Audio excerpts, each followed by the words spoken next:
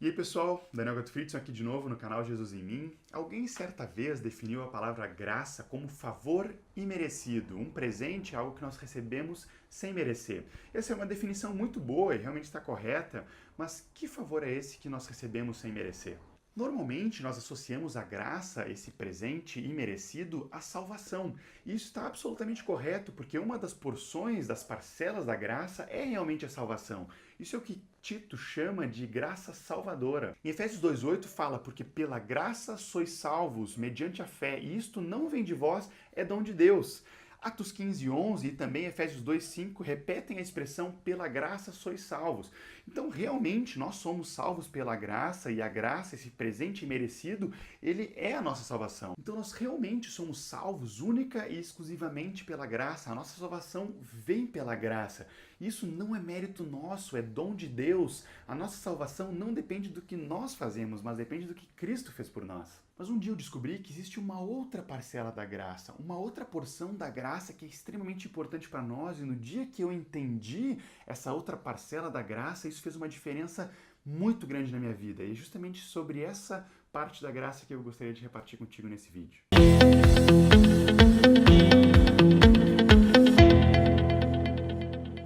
No texto de Colossenses 1, dos versículos 3 a 6, Paulo estava dando graças a Deus pela igreja de Colossos por várias coisas. E no final do versículo 5, ele agradece a Deus porque a palavra da verdade do evangelho tinha chegado até eles, assim como tinha chegado em todo o mundo, e essa palavra estava produzindo fruto e crescendo desde o dia em que eles tinham ouvido e entendido a graça de Deus na verdade. Espera aí. Eu achei que a graça fosse única e exclusivamente para a minha salvação. Mas como assim no dia em que os irmãos de Colossos entenderam, eles ouviram e entenderam a graça de Deus na verdade, eles começaram a pregar o evangelho por toda parte, produzir frutos e crescer. Então, que parte da graça é essa que nós precisamos entender para produzir frutos e crescer? Acontece que nós não nos damos conta de que a graça de Deus sobre as nossas vidas, ela além de ser poder para a salvação, ela é também poder para vivermos a vida que Deus quer que nós vivamos. O dicionário Strong's, ele fala que a palavra graça, ela significa presente da graça, privilégio, generosidade, mas também significa a condição espiritual de alguém governado pelo poder da graça divina. Então, graça, ela também é poder. Então, não sei se você sabia, eu não tinha consciência e revelação disso, mas a graça, ela é poder sobre a tua vida.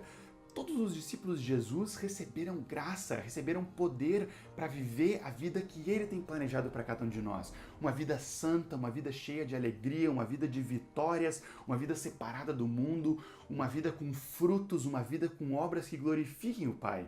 João 1, nos versículos 16 e 17, fala: porque todos nós temos recebido da sua plenitude e graça sobre graça. Plenitude é tudo. Nós já recebemos tudo. Nós já recebemos graça, nós já recebemos tudo que nós precisamos para viver a vida que Deus tem planejado para cada um de nós. Acontece que se nós não entendemos essa graça que é poder para vivermos a vida que Deus quer que nós vivamos, nós podemos nos limitar na primeira parcela da graça, que é a graça salvadora, e com isso nós achamos que nós estamos isentos de tudo. Nós podemos viver como quisermos, fazer o que quisermos fazer, inclusive pecar à vontade. Não, porque tem graça. Mas isso não é verdade. A graça ela não nos isenta de qualquer coisa. Ela nos capacita a vivermos como Deus quer que nós vivamos. Olha o que fala em Romanos 6,14. Porque o pecado não terá domínio sobre vós, pois não estáis debaixo da lei, mas sim da graça. Em João, no capítulo 8, dos versículos 1 a 11, tem um exemplo muito bom das duas porções da graça. Você pode ler esse texto depois em casa.